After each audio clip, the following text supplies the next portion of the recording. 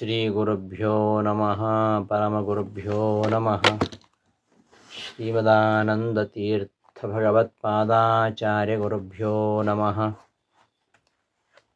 ವ್ಯಾಸಾಯ ಭವನಾಶಾಯ ಶ್ರೀಶಾಯ ಗುಣರಾಶಯೇ ಹೃದ್ಯಾಯ ಶುದ್ಧವಿದ್ಯಾಯ ಮಧ್ವಾಯ ಚ ನಮೋ ನಮಃ. ಅಭ್ರಮಂ ಭಂಗರಹಿತಂ ಅಜಡಂ ವಿಮಲಂ ಸದಾ ಆನಂದತೀರ್ಥಮತುಲಂ ಭಜೆ ತಾಪತ್ರಯಾಪಹಂ. ಶ್ರೀಮತೋ ರಾಘವೇಂದ್ರಸ್ಯ ನಮಾಮಿ ಪದಪಂಕಜೇ ಕಾಮಿತಾಶೇಷಕಲ್ಯಾಣಕಲನಾಕಲ್ಪಪಾದಪೋ ಅಜ್ಞಾನತಿಮಿರಚ್ಛೇದಂ ಬುದ್ಧಿಸಂಪತ್ಪ್ರದಾಯಕಂ ವಿಜ್ಞಾನವಿಮಲಂ ಶಾಂತಂ ವಿಜಯಾಖ್ಯಗುರುಂ ಭಜೆ. ತಪಸ್ವಾಧ್ಯಾಯ ಶುಶ್ರೂಷಾ ಕೃಷ್ಣಪೂಜಾರತಂ ಮುನಿಂ ವಿಶ್ವೇಶಮಿಷ್ಟದಂ ವಂದೇ ಪರಿವ್ರಾಟ್ ಚಕ್ರವರ್ತಿನಂ. ಶ್ರೀ ಗುರುಭ್ಯೋ ನಮಃ. ಪ್ರಾತಃಸಂಕಲ್ಪ ಗದ್ಯ ಪಾಠಕ್ಕೆ ಸುಸ್ವಾಗತ. ಮಹಾಪ್ರಳಯ ಕಾಲದಲ್ಲಿ ಮುಕ್ತಿಯೋಗ್ಯರು ಭಗವಂತನ ಉದರವನ್ನು ಪ್ರವೇಶ ಮಾಡಿ ಧ್ಯಾನ ಮಾಡ್ತಾ ಇರ್ತಾರೆ. ಆ ಎಲ್ಲ ಜೀವರಾಶಿಗಳನ್ನು ಪರಮಾತ್ಮ ತನ್ನ ಉದರದಲ್ಲಿ ಸೇರಿಸಿಕೊಂಡು ತಾನು ವಟಪತ್ರಶಾಹಿಯಾಗಿ ಪ್ರಳಯೋದಕದಲ್ಲಿ ಮಲಗಿರ್ತಾನೆ. ಆಗ ಮುಕ್ತಿಯೋಗ್ಯರನ್ನು, ನಿತ್ಯ ಸಂಸಾರಿಗಳನ್ನು, ತಮೋಯೋಗ್ಯರನ್ನು ಯಾರ್ಯಾರನ್ನು ಯಾವ್ಯಾವ ಭಾಗದಲ್ಲಿ ಇಟ್ಕೊಳ್ತಾನೆ ಎಂಬ ವಿಚಾರವನ್ನು ನಾವು ಹಿಂದಿನ ಗದ್ಯದಲ್ಲಿ ನೋಡಿದ್ವಿ. ಅಂತಹ ಪರಮಾತ್ಮ ತನ್ನ ಉದರದಲ್ಲಿಟ್ಟುಕೊಂಡಿರತಕ್ಕಂತಹ ಮುಕ್ತಿಯೋಗ್ಯ ಜೀವರನ್ನು ಮುಂದೆ ಸೃಷ್ಟಿ ಆರಂಭ ಆದ ಮೇಲೆ ವಾಸುದೇವ ರೂಪದಿಂದ ಅವರಿಗೆ ಮುಕ್ತಿಯನ್ನು ಕರುಣಿಸ್ತಾನೆ ಎಂಬುದು ಆ ಗದ್ಯದಲ್ಲಿ ಕೊನೆಯಲ್ಲಿ ಬಂತು. ಮುಂದೆ ಈ ನಾರಾಯಣನಿಗೆ ಮತ್ತೆ ಮತ್ತೆ ಯಾವ ಹೆಸರುಗಳು, ಯಾವ ರೂಪಗಳು ಇವೆ ಎಂಬುದನ್ನು ಮುಂದಿನ ಗದ್ಯದಲ್ಲಿ ಹೇಳಿ ಹೊರಟಿದ್ದಾರೆ. ಶೂನ್ಯಾಭಿಧ, ಕಾಲಾಭಿಧ, ಕೇವಲಾಭಿಧ, ಬ್ರಹ್ಮಾಭಿಧ, ಅನಂತಾಭಿಧ, ರೂಪ ವಿಶೇಷಾತ್ಮಕ, ನಿರುಪಚರಿತ ಮೂಲರೂಪ, ನಿರುಪಚರಿತ ವ್ಯಾಪ್ತ ಪ್ರತಿಪಾದ್ಯ, ಅನಂತ ತೇಜಪುಂಜ, ತಾದೃಶ ರಮಾಯುಕ್ತ, ರೂಪ ವಿಶೇಷಾತ್ಮಕ, ಗಾಯತ್ರೀಭೂತವಾಕ್ ಪೃಥಿವೀ ಶರೀರ ಹೃದಯ ಭೇದೇನ ಷಡ್ವಿಧ ಗಾಯತ್ರೀ ನಾಮಕ ಲೋಕವೇದ ಸಮೀರ ರಮಾಂತರ್ಗತ, ಪ್ರಣಮಾಖ್ಯ ತುರೀಯ ಪಾದೋಪೇತ ಗಾಯತ್ರೀಪಾದ ಚತುಷ್ಟಯ ಪ್ರತಿಪಾದ್ಯ, ವೈಕುಂಠಸ್ಥಿತ ಅನಂತ ಆಸನ ಸ್ಥಿತ ಶ್ವೇತದ್ವೀಪಸ್ಥಿತ ಸರ್ವಜೀವಸ್ಥಿತ ರೂಪಭೇದೇನ ಚತುರೂಪಾತ್ಮಕ ಅಂತ ಈ ಗದ್ಯದಲ್ಲಿ ಪರಮಾತ್ಮನ ಇನ್ನೂ ಬೇರೆ ಬೇರೆ ನಾಮಗಳು, ರೂಪಗಳು ಅವುಗಳನ್ನು ಹೇಳ್ತಾ ಇದ್ದಾರೆ. ಶೂನ್ಯಾಭಿಧ, ಶೂನ್ಯನಾಮಕ ಅಂತ. ಶೂನ್ಯಾಭಿಧ ಅಂದರೆ ಶೂನ್ಯನಾಮಕ. ಕೇವಲಾಭಿಧ, ಕೇವಲನಾಮಕ. ಕೇವಲಾಭಿಧ. ಬ್ರಹ್ಮಾಭಿಧ, ಬ್ರಹ್ಮನಾಮಕ. ಅನಂತಾಭಿಧ, ರೂಪ ವಿಶೇಷಾತ್ಮಕ. ಅನಂತನಾಮ ರೂಪ ವಿಶೇಷ ಸ್ವರೂಪನಾಗಿರತಕ್ಕಂತಹ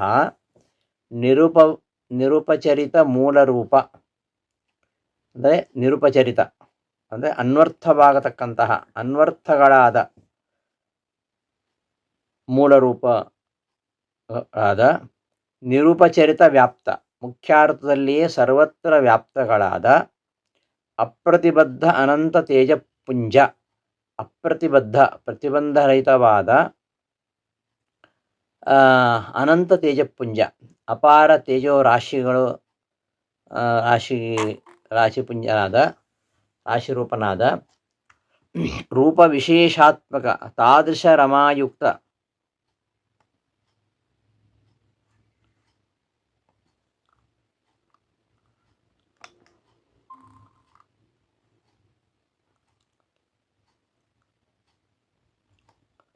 ತಾದೃಶ ರಮಾಯುಕ್ತ, ರಮಾದೇವಿಯ ರೂಪಗಳಿಂದ ಯುಕ್ತವಾದ ರೂಪವಿಶೇಷಾತ್ಮಕ, ರೂಪವಿಶೇಷವುಳ್ಳವನು ಗಾಯತ್ರೀಭೂತವಾಕ್ ಪೃಥ್ವೀ ಶರೀರ ಹೃದಯ ಭೇದೇನ.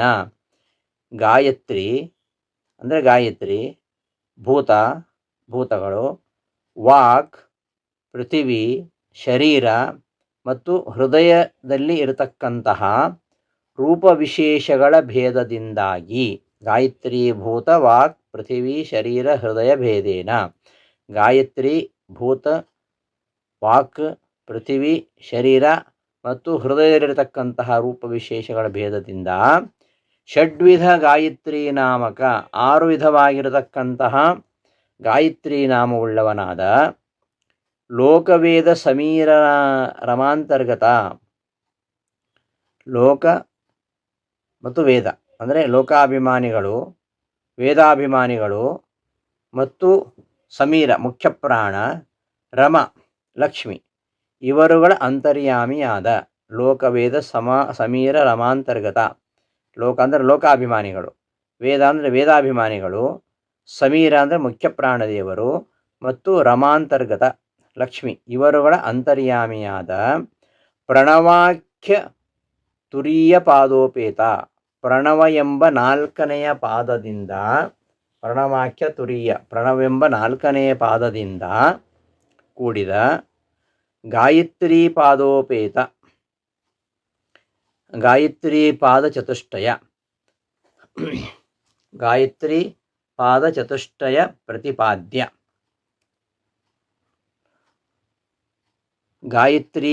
ಗಾಯತ್ರಿ ಮಂತ್ರದ ಪಾದ 4 ಪಾದಗಳಿಂದ ಪ್ರತಿಪಾದ್ಯನಾದ ವೈಕುಂಠಸ್ಥಿತ, ವೈಕುಂಠದಲ್ಲಿರತಕ್ಕಂತಹ, ಅನಂತಾಸನ ಸ್ಥಿತ, ಅನಂತಾಸನದಲ್ಲಿ ಇರತಕ್ಕಂತಹ, ಶ್ವೇತದ್ವೀಪ ಸ್ಥಿತ, ಶ್ವೇತದ್ವೀಪದಲ್ಲಿ ಇರತಕ್ಕಂತಹ, ಸರ್ವಜೀವಸ್ಥಿತ, ಎಲ್ಲ ಜೀವರಲ್ಲಿಯೂ ಇರತಕ್ಕಂತಹ, ಹೀಗೆ ರೂಪಭೇದೇನ ರೂಪವ್ಯತ್ಯಾಸದಿಂದ ಚತುರೂಪಾತ್ಮಕ 4 ರೂಪವುಳ್ಳವನಾದ ಅಂತಹ ಹನುಮದುಪಾಸಿತ ಚರಣ, ಹನುಮಂತನಿಂದ ಉಪಾಸಿಸಲ್ಪಟ್ಟ ಚರಣವುಳ್ಳ ಶ್ರೀರಾಮಚಂದ್ರನೇ ಅಂತ ಅಲ್ಲಿಗೆ ಇದು ಅನ್ವಯ. ಪರಮಾತ್ಮ ಅವನು ಅನಂತ ನಾಮಗಳಿಂದ ಹೇಳಲ್ಪಡ್ತಾ ಇದ್ದಾನೆ. ಅವನ ನಾಮಗಳು ಅನಂತ, ಅವನ ರೂಪಗಳು ಅನಂತ. ಅವನನ್ನಿಲ್ಲಿ ಶೂನ್ಯಾಭಿಧ, ಕಾಲಾಭಿಧ, ಕೇವಲಾಭಿಧ, ಬ್ರಹ್ಮಾಭಿಧ, ಅನಂತಾಭಿಧ. ಅವನು ಶೂನ್ಯ ಶಬ್ದವಾಚ್ಯನಾಗಿದ್ದಾನೆ, ಕಾಲ ಶಬ್ದವಾಚ್ಯನಾಗಿದ್ದಾನೆ, ಕೇವಲ ಶಬ್ದವಾಚ್ಯನಾಗಿದ್ದಾನೆ, ಬ್ರಹ್ಮ ಶಬ್ದವಾಚ್ಯನಾಗಿದ್ದಾನೆ. ಇಂತಹ ಅನಂತ ನಾಮಗಳಿಂದ ಹೇಳಲ್ಪಡ್ತಕ್ಕಂತಹ ಅನಂತ ರೂಪಗಳು ಆ ಪರಮಾತ್ಮನಲ್ಲಿ ಇವೆ. ಈ ಎಲ್ಲ ರೂಪಗಳು ಬೇರೆ ಬೇರೆನ ಅಂದರೆ ಈ ರೂಪಗಳಲ್ಲಿ ಯಾವುದೇ ಪರಸ್ಪರ ಭೇದ ಇಲ್ಲ. ಇವು ಮುಖ್ಯಾರ್ಥದಲ್ಲಿ ವ್ಯಾಪ್ತವಾಗಿವೆ. ಶ್ರೀಹರಿ ಗಾಯತ್ರಿ ಪ್ರತಿಪಾದ್ಯನಾಗಿದ್ದಾನೆ, ಸರ್ವಾಂತರ್ಯಾಮಿಯಾಗಿದ್ದಾನೆ, ಸರ್ವ ನಿಯಾಮಕನಾಗಿದ್ದಾನೆ ಎಂಬುದು ಒಟ್ಟು ಈ ಒಂದು ಗದ್ಯದ ತಾತ್ಪರ್ಯ. ಇಲ್ಲಿ ಎಲ್ಲ ಹಿಂದೆ ಬಂತು ವೈದಿಕ ವೈದಿಕ ಶಬ್ದಗಳು, ಲೌಕಿಕ ಶಬ್ದಗಳು ಎಲ್ಲವೂ ಕೂಡ ಆ ಪರಮಾತ್ಮನ್ನೇ ಹೇಳುವಂಥದ್ದು ಅಂತ. ಪರಮಾತ್ಮನ ಬಿಟ್ಟು ಉಳಿದ ಕಡೆ ಕೆಲವು ಶಬ್ದಗಳಿವೆ, ಪ್ರಸಿದ್ಧವಾಗಿರ್ತಕ್ಕಂಥ ಶಬ್ದಗಳು. ವಿಷ್ಣುನಲ್ಲಿ ಪ್ರಸಿದ್ಧ, ಅನ್ಯತ್ರ ಪ್ರಸಿದ್ಧ, ಅನ್ಯತ್ರೈವ ಪ್ರಸಿದ್ಧ, ಉಭಯತ್ರ ಪ್ರಸಿದ್ಧ ಅಂತ 4 ರೀತಿಯ ಶಬ್ದಗಳನ್ನ ನಿರ್ಣಯ ಮಾಡ್ತಾರೆ ಬ್ರಹ್ಮಸೂತ್ರದಲ್ಲಿ. ಬ್ರಹ್ಮಸೂತ್ರದಲ್ಲಿ ಒಂದೊಂದು ಪಾದದಲ್ಲಿ ಒಂದು ಭಗವಂತನಲ್ಲಿಯೇ ಪ್ರಸಿದ್ಧವಾಗಿರ್ತಕ್ಕಂತಹ ಶಬ್ದಗಳು. ಭಗವದ್ ಅನ್ಯತ್ರ, ವಿಷ್ಣುವನ್ನು ಬಿಟ್ಟು ಅನ್ಯತ್ರ ಪ್ರಯೋಗಿಸಲ್ಪಡ್ತಕ್ಕಂತಹ ಶಬ್ದಗಳು. ಆ ಎಲ್ಲ ಶಬ್ದಗಳನ್ನು ಕೂಡ ವಿಷ್ಣುವಿನಲ್ಲಿಯೇ ಸಮನ್ವಯ ಮಾಡಿ ಆ ಸಂಬಂಧವಾಗಿರ್ತಕ್ಕಂತಹ ನಿರ್ಣಯವನ್ನು ಬ್ರಹ್ಮಸೂತ್ರದ 1ನೇ ಅಧ್ಯಾಯದಲ್ಲಿ ವೇದವ್ಯಾಸರು ನಿರ್ಣಯ ಮಾಡಿದ್ದಾರೆ. ಅಲ್ಲಿ 4ನೇ ಪಾದದಲ್ಲಿ ಶೂನ್ಯ ಶಬ್ದವಾಚ್ಯನಾಗಿದ್ದಾನೆ ಪರಮಾತ್ಮ ಅಂತ. ಶೂನ್ಯ ಅಂದ್ರೇನು? ಶೂನ್ಯ ಶಬ್ದವಾಚ್ಯ ಹೇಗಾಗಿದ್ದಾನೆ?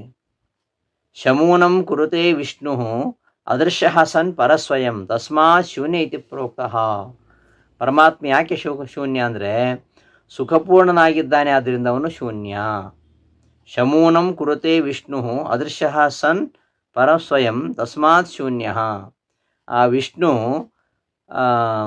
ಅವ್ಯಕ್ತನಾಗಿದ್ದುಕೊಂಡೇ, ಅದೃಶ್ಯ ಸನ್ ಪರಃ ಸ್ವಯಂ, ಅವ ಅದೃಶ್ಯನಾಗಿದ್ದುಕೊಂಡೇ ಅವನು ಇತರರ ಎಲ್ಲರ ಸುಖವನ್ನು ಊನಂ ಕುರುತೆ ಊನಂ ಕುರುತೆ ಇತರರ ಸುಖವನ್ನು ಅಲ್ಪವನ್ನಾಗಿ ಇಡ್ತಾನೆ. ಆದ್ದರಿಂದ ಅವನು ಶೂನ್ಯ. ಅವನಿಗಿಂತ ಇತರರಾಗಿರ್ತಕ್ಕಂತಹ ಲಕ್ಷ್ಮಿ ಇರ್ಬೋದು, ಬ್ರಹ್ಮಾದಿ ಸರ್ವರೂ ಕೂಡ ಆನಂದಪೂರ್ಣನಾಗಿರ್ತಕ್ಕಂತಹ ವಿಷ್ಣುವಿಗಿಂತ ಅಲ್ಪ ಸುಖವುಳ್ಳವರು. ಆದ್ದರಿಂದ ವಿಷ್ಣು ಅವರ ಸುಖವನ್ನು ಅಲ್ಪನಾಗಿ ಇಡುವುದರಿಂದ ಅವನನ್ನು ಶೂನ್ಯ ಅಂತ ಹೇಳೋದು ಅಂತ ವಿಷ್ಣುನಲ್ಲಿ ಶೂನ್ಯ ಶಬ್ದವನ್ನು ಯೋಗ ವೃತ್ತಿಯಿಂದ ಅಲ್ಲಿ ಸಮನ್ವಯ ಮಾಡಿದ್ದಾರೆ. ಏಷಃ ಹೈವ ಶೂನ್ಯಃ, ಏಷಃ ಹೈವ ತುಚ್ಛಃ, ಏಷ ಹೈವ ಶೂನ್ಯಃ, ಏಷ ಹೈವ ತುಚ್ಛಃ, ಏಷ ಹೈವ ಅಚಿಂತ್ಯಃ ನಿರ್ಗುಣಶ್ಚ ಹಿ ಎಂಬಲ್ಲಿ ಶೂನ್ಯ ಶಬ್ದವನ್ನು ವಿಷ್ಣು ಎಂಬ ಅರ್ಥದಲ್ಲಿ ಪ್ರಯೋಗಿಸಿದ್ದಾರೆ. ಇನ್ನು ಶೂನ್ಯಾಭಿದ, ಕಾಲಾಭಿದ, ಕಾಲ ಶಬ್ದ ವಾಚ್ಯನಾಗಿದ್ದಾನೆ. ಇನ್ನು ಕೇವಲ ಶಬ್ದ ಹೇಗೆ ಒಂದಲ್ಲಿ ಅದು ಕೂಡ ಪರಮಾತ್ಮನೇ ಹೇಳುವಂಥದ್ದು. ಸಾಕ್ಷಿ ಚೇತ ಕೇವಲೋ ನಿರ್ಗುಣಶ್ಚ ಎಂಬ ಶ್ರುತಿ ಕೇವಲ ಶಬ್ದ ವಾಚ್ಯನಾಗಿದ್ದಾನೆ ಅಂತ ಹೇಳ್ತದೆ. ಯಾಕೆ ಕೇವಲ ಅಂದರೆ ಅವನಲ್ಲಿ ಯಾವುದೇ ಜಡದ ಮಿಶ್ರಣ ಇಲ್ಲ, ಜಡದ ಮಿಶ್ರಣ ಇಲ್ಲ. ಅವನು ಸಚ್ಚಿದಾನಂದ ರೂಪನಾಗಿದ್ದಾನೆ. ಆದ್ದರಿಂದ ಕೇವಲ ಅಂತ ವೇದಗಳು ಸಾರ್ತಾ ಇವೆ. ಮತ್ತು ಸ್ವತಂತ್ರನಾಗಿದ್ದಾನೆ. ಅವನು ಸ್ವತಂತ್ರನಾಗಿದ್ದರಿಂದ ಅವನು ಕೇವಲನಾಗಿದ್ದಾನೆ. ಕೇವಲಂ ಸ್ವತಂತ್ರಂ ಅಂತ ಮಧ್ವಾಚಾರ್ಯರು ವ್ಯಾಖ್ಯಾನ ಮಾಡ್ತಾರೆ. ಏಕಲಂ ಕೇವಲಂ ಚೇತಿ ಸ್ವತಂತ್ರಂ ಅಭಿಧೀಯತೆ. ಕೇವಲ ಅಂದರೆ ಸ್ವತಂತ್ರ ಅಂತ, ಸ್ವತಂತ್ರ ಎಂಬ ಅರ್ಥದಲ್ಲಿ ಕೇವಲ. ಹೀಗೆ ಇವೆಲ್ಲ ಶಬ್ದಗಳು ಕೂಡ, ಎಲ್ಲ ನಾಮಗಳು ಕೂಡ ಪರಮಾತ್ಮನ ಹೇಳ್ತಾ ಇವೆ. ಈ ನಾಮದಿಂದ ಹೇಳ್ಬಿಡ್ತಕ್ಕಂತಹ ಎಲ್ಲ ರೂಪಗಳು ಕೂಡ ಪರಮಾತ್ಮನಲ್ಲಿ ಇರ್ತಕ್ಕಂಥವು. ಎಲ್ಲ ಈ ಭಗವಂತನ ರೂಪಗಳು ಕೂಡ ಅನಂತ ಗುಣ ಪರಿಪೂರ್ಣಗಳಾಗಿವೆ. ಆದ್ದರಿಂದ ಅವೆಲ್ಲವೂ ಕೂಡ ಬ್ರಹ್ಮಶಬ್ದ ವಾಚ್ಯಗಳೇ ಆಗಿವೆ ಅಂತ ಈ ವಿಚಾರ ಛಾಂದೋಗ್ಯ ಉಪನಿಷತ್ತಿನಲ್ಲಿ ಕೂಡ ಬರುತ್ತೆ. ಹೀಗೆ ಇಂತಹ ಎಲ್ಲ ಅನಂತ ನಾಮಗಳಿಂದ ವಾಚ್ಯವಾಗಿರ್ತಕ್ಕಂತಹ ಅನಂತ ರೂಪಗಳಿಂದ ಕೂಡಿರತಕ್ಕಂಥವನು ಪರಮಾತ್ಮ. ಅಂತಹ ಪರಮಾತ್ಮ ಅವನು ಮುಖ್ಯವಾಗಿ ಇಲ್ಲಿ 4 ರೂಪಗಳುಳ್ಳವನು. ಈ ಹಿಂದೆ ಹೇಳಿದ ಹಾಗೆ ಅನಿರುದ್ಧ, ಪ್ರದ್ಯುಮ್ನ, ಸಂಕರ್ಷಣ, ವಾಸುದೇವ ಎಂಬ 4 ರೂಪವುಳ್ಳವನಾಗಿದ್ದಾನೆ ಅಂತ ಹೇಳ್ತಾ ಇನ್ನು ಅವನಿಗೆ ಕೆಲವು ವಿಶೇಷಗಳನ್ನು ಹೇಳ್ತಾ ಇದ್ದಾರೆ. ನಿರುಪಚರಿತ ವಾಗರ್ಥ ಪ್ರತಿಪಾದಕ ಶ್ರೀದೇವ್ಯಾದಿ ರಮಾರೂಪ ಅಷ್ಟಕ ಅಭಿಮನ್ಯಮಾನ ಚಕ್ರಶಂಖವರಾಭಯಯುಕ್ತ ಹಸ್ತಚತುಷ್ಟಯೋಪೇತ ಪ್ರದೀಪವರ್ಣ ಸರ್ವವರ್ಣಾಭರಣ ಭೂಷಿತ.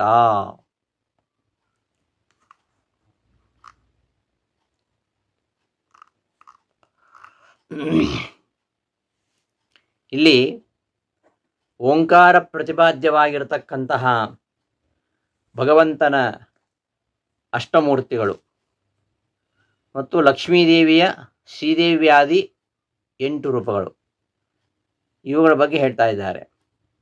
4 ಭುಜಗಳಿಂದ ಯುಕ್ತನಾಗಿರತಕ್ಕಂತಹ ಈ ಭಗವದ್ ರೂಪಗಳು ಪ್ರಕಾಶಮಾನವಾಗಿ ಸರ್ವ ಆಭರಣಗಳಿಂದ ಭೂಷಿತವಾಗಿವೆ. ಇಂತಹ ರೂಪಗಳಿಂದ ಅಭಿನ್ನನಾಗಿರತಕ್ಕಂತಹ ಶ್ರೀರಾಮಚಂದ್ರನನ್ನು ಈ ಗದ್ಯದಲ್ಲಿ ವರ್ಣಿಸ್ತಾ ಇದ್ದಾರೆ. ನಿರುಪಚರಿತ ವಾಗರ್ಥ ಪ್ರತಿಪಾದಕ ಶ್ರೀದೇವ್ಯಾದಿ ರಮಾರೂಪ ಅಷ್ಟಕ ಅಭಿಮನ್ಯಮಾನ ಚಕ್ರಶಂಖ ವರಾಭಯಯುಕ್ತ ಹಸ್ತಚತುಷ್ಟಯೋಪೇತ ಪ್ರದೀಪವರ್ಣ ಸರ್ವಾಭರಣ ಭೂಷಿತ. ನಿರುಪಚರಿತ ಅಂದರೆ ಪರಮ ಮುಖ್ಯ ವೃತ್ತಿಯಿಂದ ಸರ್ವವಾಗರ್ಥ ಪ್ರತಿಪಾದಕ, ಸಕಲ ಶಬ್ದಾರ್ಥಗಳನ್ನೂ ಪ್ರತಿಪಾದನೆ ಮಾಡ್ತಕ್ಕಂತಹ, ಸಕಲ ಶಬ್ದಾರ್ಥಗಳನ್ನು ಪ್ರತಿಪಾದನೆ ಮಾಡ್ತಕ್ಕಂಥವಳು ಲಕ್ಷ್ಮೀದೇವಿ. ಶ್ರೀದೇವ್ಯಾದಿ ರಮಾರೂಪಾಷ್ಟಕ ಶ್ರೀದೇವಿಯೇ ಮೊದಲಾದ ಮಹಾಲಕ್ಷ್ಮಿಯ 8 ರೂಪಗಳಿಂದ ಅಭಿಮನ್ಯಮಾನಗಳಾದ ಚಕ್ರ ಶಂಖ ವರಾಭಯಯುಕ್ತ, ಚಕ್ರ ಶಂಖ ವರ ಅಭಯಗಳಿಂದ ಸಹಿತವಾಗಿರತಕ್ಕಂತಹ ಹಸ್ತಚತುಷ್ಟಯೋಪೇತ 4 ಭುಜಗಳುಳ್ಳ ಪ್ರದೀಪವರ್ಣ, ಪ್ರದೀಪದಂತೆ ವರ್ಣವುಳ್ಳಂತಹ ಸರ್ವಾಭರಣ ಭೂಷಿತ, ಸರ್ವಾಭರಣಗಳಿಂದ ಅಲಂಕೃತವಾಗಿರತಕ್ಕಂತಹ ಇಂತಹ ಪರಮಾತ್ಮನನ್ನು ಪ್ರಣವೋಪಾಸಕರು ಹೀಗೆ ಚಿಂತನೆ ಮಾಡ್ತಾರೆ ಅಂತ ಈ ಗದ್ಯದ ಪದದ ಅರ್ಥ. ಇಲ್ಲಿ ಸರ್ವವಾಗರ್ಥ ಪ್ರತಿಪಾದಕ ಯಾರು ಅಂದರೆ ಪರಮ ಮುಖ್ಯ ವೃತ್ತಿಯಿಂದ ಸರ್ವವಾಗರ್ಥ ಪ್ರತಿಪಾದಕ, ಎಲ್ಲ ಸಕಲ ಶಬ್ದಾರ್ಥಗಳನ್ನು ಪ್ರತಿಪಾದನೆ ಮಾಡತಕ್ಕಂಥವು ಅಂದರೆ ಲಕ್ಷ್ಮೀದೇವಿ. ಮುಖ್ಯವಾಗಿ ಅವಳೇ ವಾಗರ್ಥ ಪ್ರತಿಪಾದಕರು. ಯಾಕೆ ಅವಳು ಸರ್ವ ವೇದಾಭಿಮಾನಿಯಾಗಿದ್ದಾಳೆ, ಸರ್ವ ವಾಗಾಭಿಮಾನಿಯಾಗಿದ್ದಾಳೆ. ಅಂತಹ ಲಕ್ಷ್ಮೀದೇವಿಯು ಸರ್ವ ಶಬ್ದಾರ್ಥ ಪ್ರತಿಪಾದಕಳಾಗಿದ್ದಾಳೆ. ಅಂದರೆ ಹಿಂದೆ ಬಂದಂತಹ ಸಕಲ ಧ್ವನ್ಯಾತ್ಮಕ ವರ್ಣಾತ್ಮಕ ಶಬ್ದಗಳಿಂದ ಆ ಪರಮಾತ್ಮನ ಗುಣಗಳನ್ನು ಹೊಗಳತಕ್ಕಂಥವಳು ಅವಳು ಮಾತ್ರ. ಇನ್ಯಾರಿಗೂ ಕೂಡ ಆ ಸಕಲ ವೇದಾರ್ಥಗಳನ್ನು ಪ್ರತಿಪಾದನೆ ಮಾಡಲಿಕ್ಕೆ ಸಾಧ್ಯ ಇಲ್ಲ, ಅವಳೊಬ್ಬಳೆ ಅಂತ. ಅದು ಐತಿರೇಯದಲ್ಲಿ ಬರ್ತದೆ. ಸಕಲ ಧ್ವನ್ಯಾತ್ಮಕ ವರ್ಣಾತ್ಮಕ ಶಬ್ದಗಳಿಂದ ಪರಮಾತ್ಮನನ್ನು, ಅವನ ಗುಣಗಳನ್ನು, ಅವನ ಮಹಿಮೆಗಳನ್ನು ನಿತ್ಯ ಹೊಗಳ್ತಾ ಇರತಕ್ಕಂಥವಳು ಅವಳೇ ಲಕ್ಷ್ಮೀದೇವಿಯೇ. ಅದಕ್ಕೋಸ್ಕರ ಅಕಾರ ಸರ್ವವಾಗಾತ್ಮ ಅಂತ ಹೇಳಿದ ಹಾಗೆ ಈ ಅಕಾರದಿಂದ ಓಂಕಾರ, ಓಂಕಾರದಿಂದ ಸಕಲ ಶಬ್ದಗಳು ಅಂತ ಬಂತು ಹಿಂದೆ. ಸಕಲ ಶಬ್ದಗಳು ಅದರ ವ್ಯಾಖ್ಯಾನ ಓಂಕಾರ, ಓಂಕಾರದ ವ್ಯಾಖ್ಯಾನವೇ ನಾರಾಯಣಾದಿ ಶಬ್ದಗಳು, ಗಾಯತ್ರ್ಯಾದಿ ಮಂತ್ರ ಸಮೂಹಗಳು. ಹೀಗೆ ಸರ್ವಶಬ್ದಾರ್ಥ ತಿಳಿದು ನಿತ್ಯ ಎಲ್ಲರ ವಾಗೀಂದ್ರಿಯದಲ್ಲಿ ನಿಯಾಮಕಳಾಗಿದ್ದು ಅವಳು ಶ್ರೀಹರಿಯನ್ನು ಸ್ತುತಿಸ್ತಾಳೆ. ಆದ್ದರಿಂದ ಲಕ್ಷ್ಮೀದೇವಿಯು ಸರ್ವವಾಗ ಪ್ರತಿಪಾದಕಳು. ಸರ್ವ ವೇದಾರ್ಥಗಳನ್ನು ತಿಳಿದು ನಿತ್ಯವೂ ಸರ್ವರ ವಾಗೀಂದ್ರಿಯದಲ್ಲಿದ್ದುಕೊಂಡು ನಿಯಾಮಕಳಾಗಿ ಪರಮಾತ್ಮನನ್ನು ಸ್ತುತಿಸ್ತಾಳೆ. ಆದ್ದರಿಂದ ಸರ್ವವಾಗರ್ಥ ಪ್ರತಿಪಾದಕಳು ಅವಳೇ. ನಿರುಪಚರಿತ ಸರ್ವವಾಗರ್ಥ ಪ್ರತಿಪಾದಕ ಅಂದರೆ ಶ್ರೀದೇವಿ, ಲಕ್ಷ್ಮೀದೇವಿ. ಅಂತಹ ಶ್ರೀದೇವ್ಯಾದಿ ರಮಾರೂಪ ಅಷ್ಟಕ ಅಭಿಮನ್ಯಮಾನ.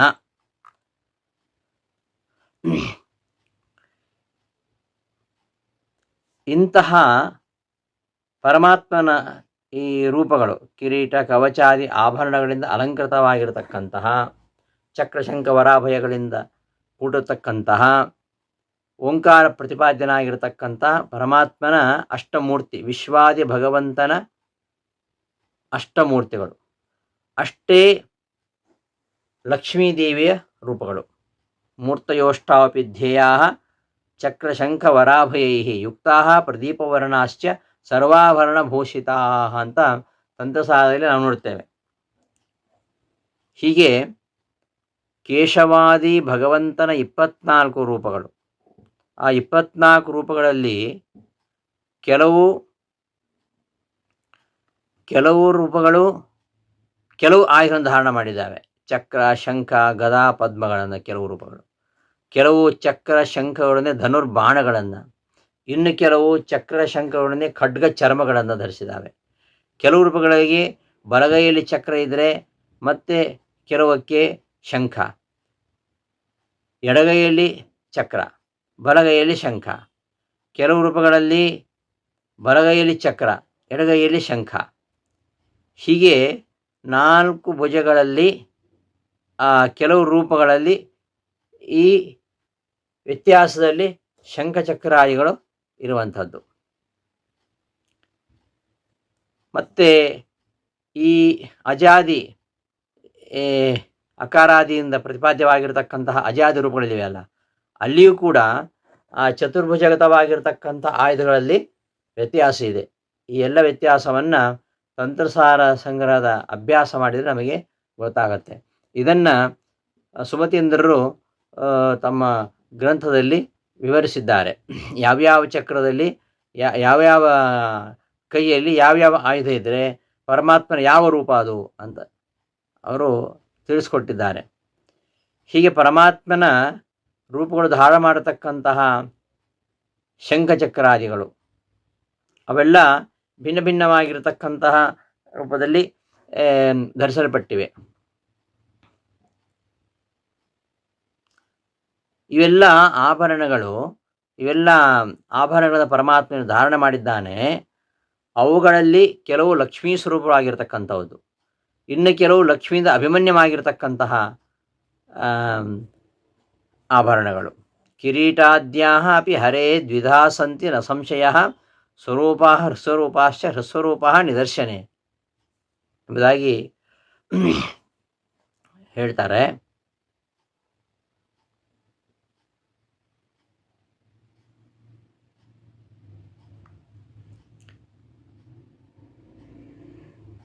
ಹೀಗೆ ಈ ಪ್ರಣವ ಪ್ರತಿಪಾದ್ಯವಾಗಿರತಕ್ಕಂತಹ ವಿಶ್ವಾದಿ ಅಷ್ಟರೂಪಗಳು, ಅವುಗಳಿಂದಿರತಕ್ಕಂತಹ ಶ್ರೀದೇವಿಯ ಅಷ್ಟರೂಪಗಳು, ಇವುಗಳನ್ನು ಚಿಂತಿಸಬೇಕು ಅಂತ ಹೇಳ್ತಾ, ಆ ವೇದಾದಿ ಸಕಲ ಶಬ್ದಾಭಿಮಾನಿಯು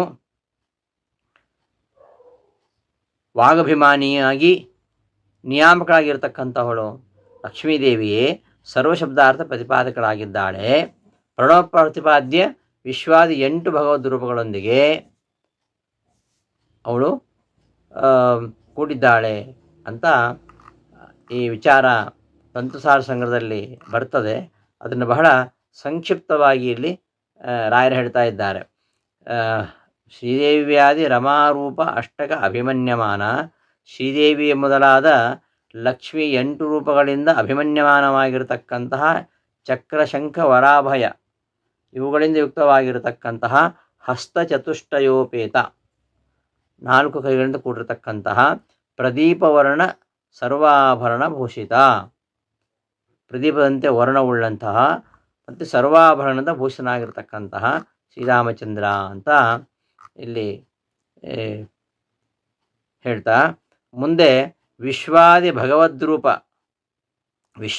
ಭಗವದ್ರೂಪ ಅಷ್ಟಕ ಪ್ರತಿಪಾದಕ ಅಕಾರ ಅಷ್ಟಾಕ್ಷರಾತ್ಮಕ ಶ್ರೀಮತ್ ಪ್ರಣವ ಪ್ರತಿಪಾದ್ಯ ಅಷ್ಟಮಹಾಮಂತ್ರ ಪ್ರತಿಪಾದ್ಯ ಅಷ್ಟರೂಪಾತ್ಮಕ ಮಂತ್ರಾಧ್ಯಾಯೋಕ್ತ ಭೂವರಾಹಾದಿ ಅಶೇಷ ವೈಷ್ಣವ ಮಂತ್ರ ಪ್ರತಿಪಾದ್ಯ ಭೂವರಾಹಾದಿ ಅಶೇಷ ರೂಪ ವಿಶೇಷಾತ್ಮಕ ರಮಾದಿ ಮಂತ್ರ ಪ್ರತಿಪಾದ್ಯ ರಮಾದಿನಿಷ್ಠ ರಮಾದಿನಾಮಕ ರೂಪ ವಿಶೇಷಾತ್ಮಕ ಲಕ್ಷ್ಮೀ ನರಸಿಂಹಾತ್ಮಕ ಪರಮದಯಾಳೋ ಕ್ಷಮಾಸಮುದ್ರ ಭಕ್ತವತ್ಸಲ ಭಕ್ತಾಪರಾಧ ಸಹಿಷ್ಣು ದೇಶಕಾಲಾಧಿಪತೆ ದೇಹೇಂದ್ರಿಯಾಧಿಪತಿ ಸೂರ್ಯವಂಶಧ್ವಜ ರಘುಕುಲ ತಿಲಕ ಲಕ್ಷ್ಮಣ ಭರತ ಶತ್ರುಘ್ನಗ್ರಜ ಶ್ರೀಮದ್ ಹನುಮದುಪಾಶರಣ ಸೀತಾಪತೆ ಶ್ರೀರಾಮಚಂದ್ರ.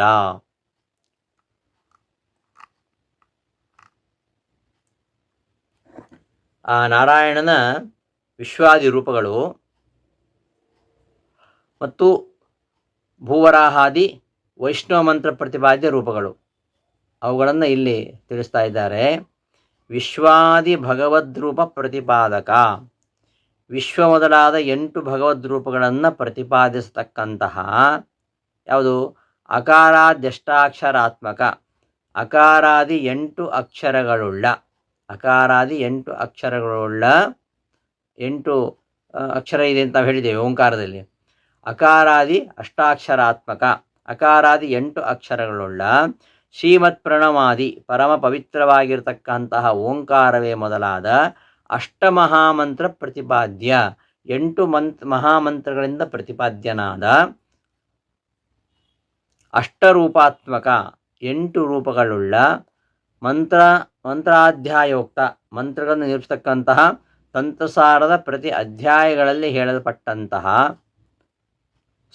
ಶ್ರೀ ಭೂವರಾಹಾದಿ ಅಶೇಷ ರೂಪ ವಿಶೇಷಾತ್ಮಕ, ಭೂವರಾಹವೇ ಮೊದಲಾದ ಸಮಸ್ತ ವೈಷ್ಣವ ಮಂತ್ರಗಳಿಂದ ಹೇಳಲ್ಪಡತಕ್ಕಂತಹ ರಮಾದಿನಿಷ್ಠ ಲಕ್ಷ್ಮ್ಯಾದಿಗಳಲ್ಲಿ ಸ್ಥಿರವಾಗಿ ನಿಂತಿರುವ ರಮಾದಿ ನಾಮಕ ಲಕ್ಷ್ಮ್ಯಾದಿ ನಾಮಗಳುಳ್ಳ ರೂಪವಿಶೇಷಾತ್ಮಕ ರೂಪವಿಶೇಷಗಳುಳ್ಳವನೂ ಆದಂತಹ ಲಕ್ಷ್ಮೀ ನರಸಿಂಹಾತ್ಮಕ ಲಕ್ಷ್ಮೀ ನರಸಿಂಹರೂಪಿಯಾಗಿರ್ತಕ್ಕಂತಹ ಪರಮದಯಾಳುವಾದ ಕ್ಷಮಾ ಸಮುದ್ರ ಕ್ಷಮಾಗುಣಪೂರ್ಣನಾದ ಭಕ್ತವತ್ಸಲನಾದ ಭಕ್ತಾಪರಾಧ ಸಹಿಷ್ಣು ಭಕ್ತಾಪರಾಧ ಸಹನಶೀಲನಾಗಿರ್ತಕ್ಕಂತಹ ದೇಶಕಾಲಾಧಿಪತಿ ದೇಶಕಾಲಗಳನ್ನು ಆಳತಕ್ಕಂತಹ ಸ್ವಾಮಿಯೇ ದೇಹೇಂದ್ರಿಯಾಧಿಪತಿ ಎಲ್ಲರ ದೇಹ ಇಂದ್ರಿಯಗಳಿಗೆ ನಿಯಾಮಕನಾದವನೇ ಸೂರ್ಯವಂಶಧ್ವಜ ಸೂರ್ಯವಂಶಕ್ಕೆ ಧ್ವಜದಂತೆ ಇರತಕ್ಕಂತಹ ರಘುಕುಲ ತಿಲಕ ರಘುವಂಶಕ್ಕೆ ತಿಲಕಪ್ರಾಯನಾಗಿರ್ತಕ್ಕಂತಹ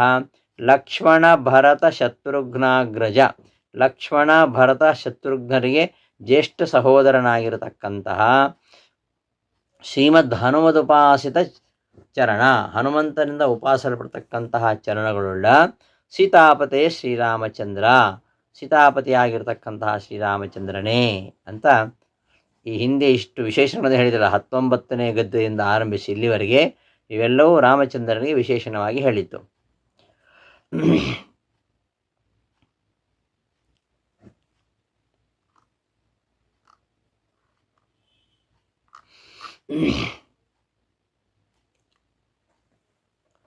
ಇಲ್ಲಿ ಪರಮಾತ್ಮನ ಎಲ್ಲ ರೂಪಗಳನ್ನು ಅವನೆಲ್ಲ ಮಹಿಮೆಗಳನ್ನು ಎಲ್ಲ ಗುಣಗಳನ್ನು ಪ್ರತಿಪಾದನೆ ಮಾಡ್ತಕ್ಕಂಥ ಲಕ್ಷ್ಮೀದೇವಿ ಅಂತ ಹಿಂದೆ ಹೇಳಿದ್ದು. ಎಲ್ಲ ಇಂದ್ರಿಯಗಳಲ್ಲಿ ಪ್ರತಿಯೊಬ್ಬರ ವಾಗೀಂದ್ರಿಯಗಳಲ್ಲಿ ಇದ್ದುಕೊಂಡು ವಾಗಾಭಿಮಾನಿಯಾಗಿರ್ತಕ್ಕಂತಹ ಆ ಶ್ರೀದೇವಿ ಪರಮ ಮುಖ್ಯ ವೃತ್ತಿಯಿಂದ ಅವಳು ಯಾವಾಗಲೂ ಎಲ್ಲ ವ್ಯವಹಾರಗಳಿಂದ ಹರಿಯನ್ನೇ ಪ್ರತಿಪಾದಿಸ್ತಾಳೆ. ಅಕಾರಾದಿ 8 ವರ್ಣಗಳು ಅಕಾರಾದಿ 8 ವರ್ಣಗಳಿಂದ ಪ್ರತಿಪಾದ್ಯವಾಗಿರತಕ್ಕಂತಹ ಆ 8 ಭಗವಂತನ ರೂಪಗಳು. ಅದು ಪ್ರಣವದ ಬಗ್ಗೆ ಹೇಳುವಾಗ ನಾನು ಆ ವಿಚಾರ ಹೇಳಿದ್ದೇನೆ. ಆ 8 ರೂಪಗಳು ಆ ಚಕ್ರ ಶಂಖ ವರ ಅಭಯವುಳ್ಳಂತಹ ಕಿರೀಟ ಕುಂಡಲಾದಿ ಸಮಸ್ತ ಆಭರಣದ ಭೂಷಿತವಾಗಿರತಕ್ಕಂತಹ ಆ 8 ರೂಪಗಳನ್ನು ಪ್ರಣವೋಪಾಸಕರು ಚಿಂತನೆ ಮಾಡ್ತಾರೆ ಅಂತ ಹಿಂದೆ ಹೇಳಿದ್ದೀವಲ್ಲ, ಅದನ್ನೇ ಸ್ವಲ್ಪ ವಿವರಣೆ ಮಾಡೋಣ. ಪ್ರಣವದಲ್ಲಿ 8 ಅಕ್ಷರ ಅಂತ ಹೇಳಿದ್ದು. ಅ ಉ ಮ ನಾದ ಬಿಂದು ಘೋಷ ಶಾಂತ ಅತಿಶಾಂತ ಅಂತ 8 ವರ್ಣಗಳು.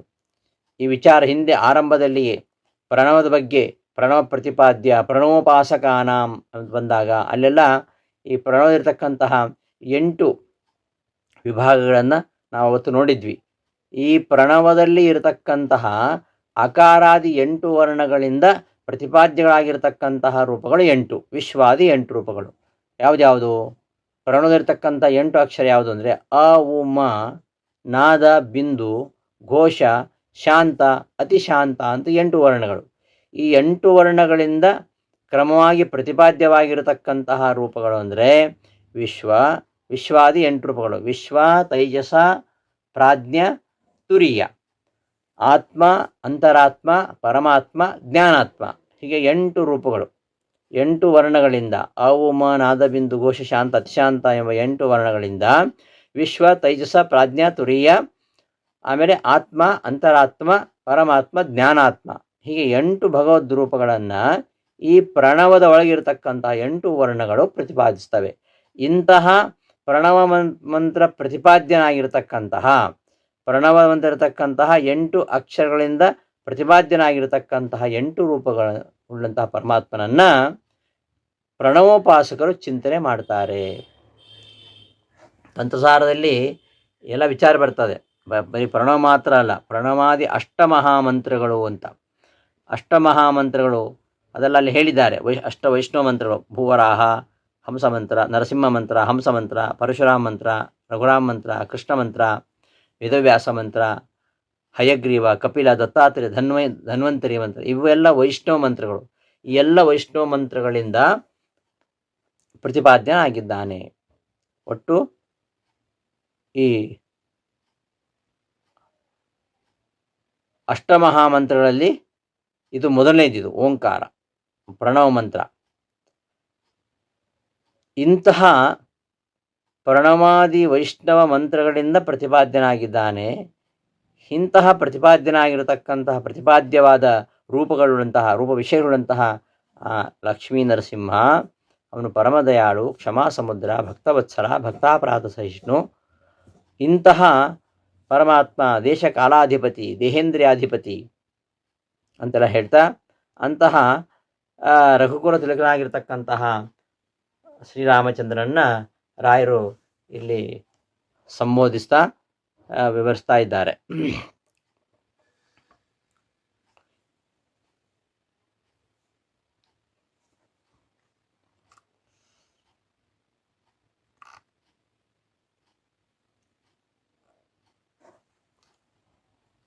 ಈ ಅಷ್ಟಮಹಾಮಂತ್ರಗಳನ್ನು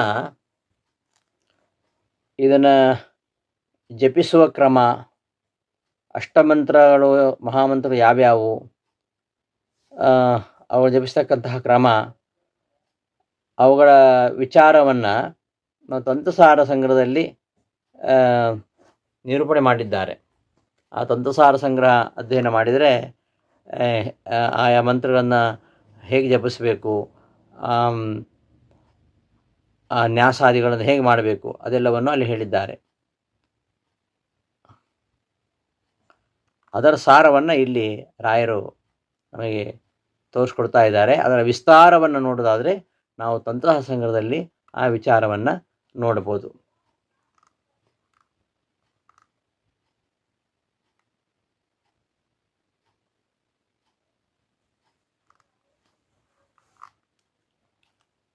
ಇಂತಹ ಶ್ರೀರಾಮಚಂದ್ರನೇ ಅಂತ ಹೇಳ್ತಾ, ತ್ವದಾಜ್ಞೆಯ ತ್ವತ್ಪ್ರಸಾದಾತ್ ತ್ವತ್ಪ್ರೇರಣೆಯ ತ್ವತ್ಪ್ರೀತ್ಯರ್ಥಂ ತ್ವಾಮುದ್ದೇಶ್ಯ ತ್ವಾಂ ಅನುಸರನ್ನೇವ